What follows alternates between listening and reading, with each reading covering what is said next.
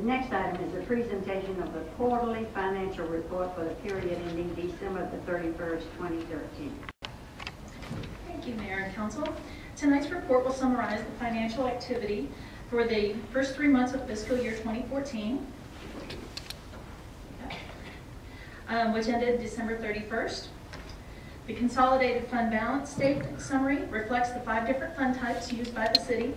The most basic fund type is governmental operating, and debt service funds. Resources allocated to these funds are used to pay for basic governmental services, including parks and recreation, library services, street maintenance, police and fire protection.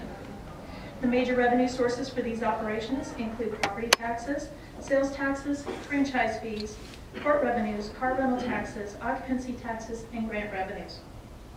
As you can see at the end of December, the fund balance for the general fund and the debt service funds increased, which is attributed mainly to the collection of property taxes through the end of December. You will also notice an increase in the EDC and CCPD funds due to strength in sales tax collections for this quarter. In the car rental tax fund, you will notice a decline in fund balance due to the funding for capital projects made from these funds at the beginning of the new fiscal year. Proprietary funds and their associated debt service funds are used to account for business-type operations that are generally self-supporting through user charges. These include water and wastewater funds, the drainage fund, and many of our recreation funds, such as Texas Star Golf Course and Texas Star Sports Complex. In the proprietary funds, the water and wastewater fund decreased due to funding of capital projects and a reduction in consumption. Many of the other proprietary funds saw an increase in fund balance due to revenue collections during the first quarter of the year. Internal service funds, these are used to collect fees from user departments, which are then allocated to replace the city's fleet and provide employee health insurance and risk services. As you can see, the risk management fund decreased due to our annual payment to TML for property, liability, and workers' comp insurance payments. And the equipment replacement fund has already been making approved purchases for the fiscal year, therefore you see a decrease there as well. On the other hand, the health insurance fund has a lag between the time that claims are incurred and submitted for payment. Therefore, expenditures in this fund generally lag about 45 days from the time of service. Fiduciary funds, these are used to account for assets that the city is holding in trust for others. Summary is provided to show the change in fund balance from the beginning of the year to the end of the year. We'll discuss most of the funds in greater detail in just a moment, but overall we began the year with $40.6 million, and after the first quarter saw a combined fund balance of $41.9 million in the operating funds. We also maintain capital project funds to account for resources and expenditures related to major capital and infrastructure projects. The capital project fund balance ended the quarter at $20.5 million, which is an increase of approximately $6.3 million due to the funding of the 2014 capital projects as well as an escrow payment. Funding on these projects carry over from year to year until the projects are completed. As construction on these major projects continue, we expect this fund balance to decline throughout the year for normal operations. The consolidated statement of revenues and expenditures provides a more detailed review of the city's revenues and expenditures by type and provides comparisons to the adopted budget for the prior year. Looking at the consolidated statement of revenues and expenditures, many of our large revenue sources are not meeting prior year collections or current year budget expectations as of the end of December. Property taxes appeared low compared to the prior year in budget. I will say that last year, typically, as well as typically over the previous years, we've received a large payment on December 31st. This year, that payment didn't come in until January 2nd. So it was $1.2 million, so there's a timing difference there, so that's part of what you're seeing here in the reduction of funds. And this is that, as of yesterday, we're about $173,000 less than the previous year at the same point. So that's right around 1% of our entire budget. So with everything coming due on Friday, we'll see how we turn out on Monday, but I think it'll probably be just very comparable to previous years. Charges for services. You'll also see that those are below budget as well as prior years. This is most likely due to our conservation efforts in water consumption, as well as the early icy weather. People obviously have not been watering, let alone all of the the functions at the Texas Star Complex, Sports Complex, the golf course. Many of our enterprise funds were affected greatly by all the ice in December.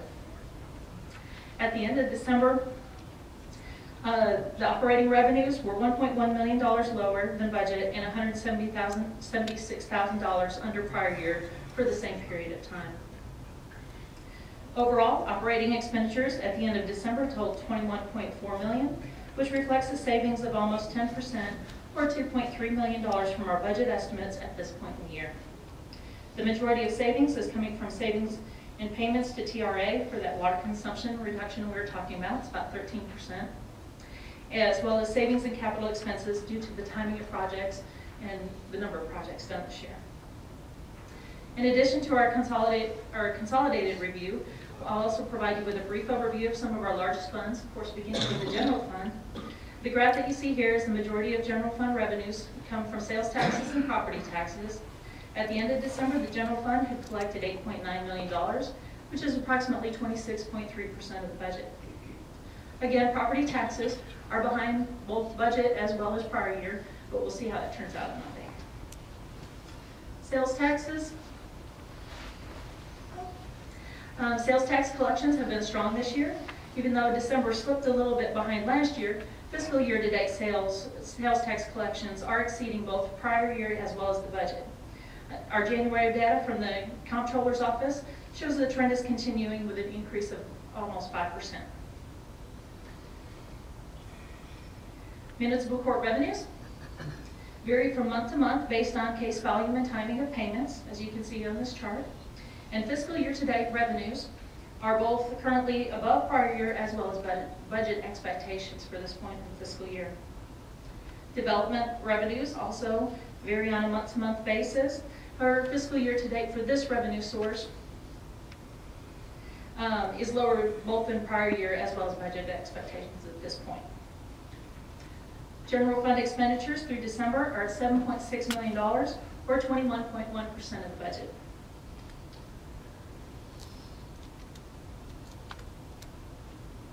The car rental fund has seen an increase in revenues compared to the prior years. Fiscal year to date, this revenue source is exceeding both prior year and budget. As mentioned our last discussion in January data, it decreased slightly, but year to date it's still up 4% for this revenue source. Within the proprietary funds, the largest fund is the Water and Wastewater Fund. Fiscal year-to-date collections are $4.6 million, and that's 22.2% of the estimated budget. Expenditures through the end of December are less than prior year due to funding capital projects in 2013 and reduced payments to TRAs, as I mentioned previously, for consumption. And this totaled $4.9 million, or 23.1% of the appropriated budget. As of December 31st, we're 1,459 rounds below budget due to, again, the early icy weather that we experienced this year. Our revenue per round, actually though, is up above budget as well as the prior year. The decline in number of rounds has resulted in an overall shortfall in golf revenues of $62,000, but when combined with the increase in food and beverage revenues of $29,000, the shortfall in revenue was about $34,000. Operating expenses through the end of December were kept low, lower than budgeted expectations by $23,000. And this leaves the facility with a net operating gain of $33,000, which is $11,000 less than expected. Year to date, this Texas Star Sports Complex, which encompasses both Softball World and the Parks at Texas Star, fell short of budget expectations by $48,000. Again, weather issues canceled many of their prearranged games. And expenses at the complex were also held under budget projections by $18,000, which helped to the pot. This leaves the facility with a net operating loss of $57,000, which was $31,000 less than expected. And at this time, I'll be happy to answer any questions you may have. Council, any questions? If not, thank you for the nice report.